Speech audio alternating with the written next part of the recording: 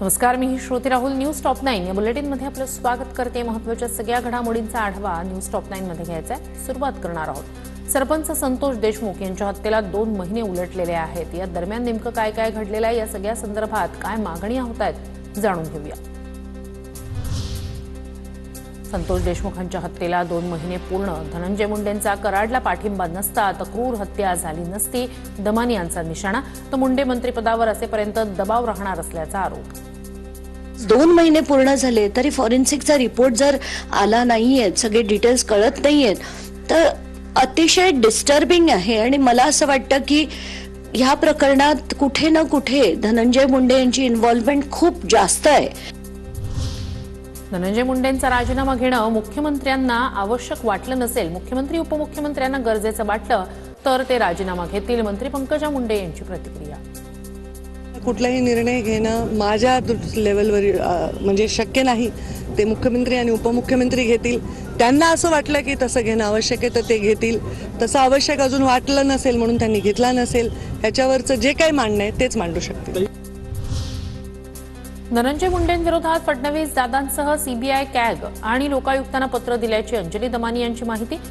मुंडेंची आमदारकी 4 प्रकरणात आमदारकी रद्द झाली, आताही रद्द झाली पाहिजे. टोलवाटोलवी न करता मुंडेंच्या राजीनाम्याचा निर्णय घ्या, अशी ही मागणी.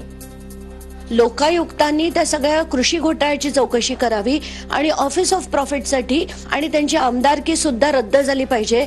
4 प्रकरणात ती रद्द झाली होती आणि या प्रकरणात देखील व्हावी, असं माझं स्पष्ट मत आहे. बीड हत्या प्रकरणात धनंजय मुंडेंचा प्रत्यक्ष संबंध दिसत नाही, बावनकुळेंची प्रतिक्रिया. तर मुंडेंवरील आरोप सिद्ध झाल्यावर कारवाई केली जाणार, बावनकुळेंची ग्वाही. माझ्या वडिलांना 3 तासात संपवलं आणि 2 महिने झाले तरी आम्हाला न्याय मिळत नाही. सरपंच संतोष देशमुखांची मुलगी वैभवी देशमुखने व्यक्त केली खंत.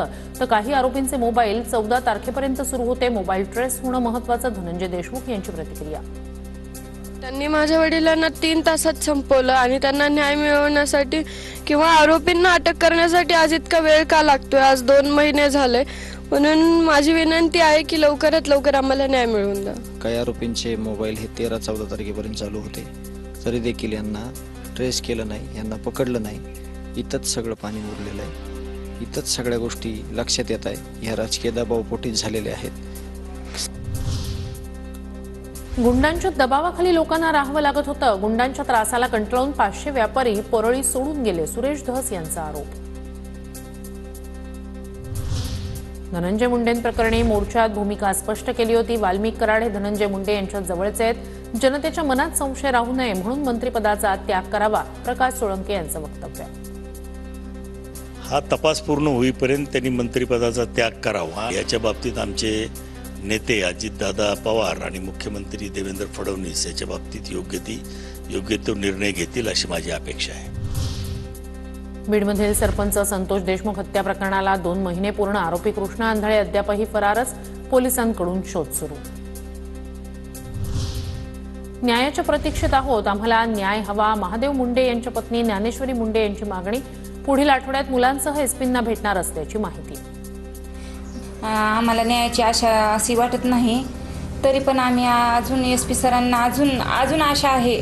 आम्ही एसपी सरांना अजून भेट देणार आहात. मंगळवारी जाताना आम्ही बीडला एसपी सरांना भेट द्यायला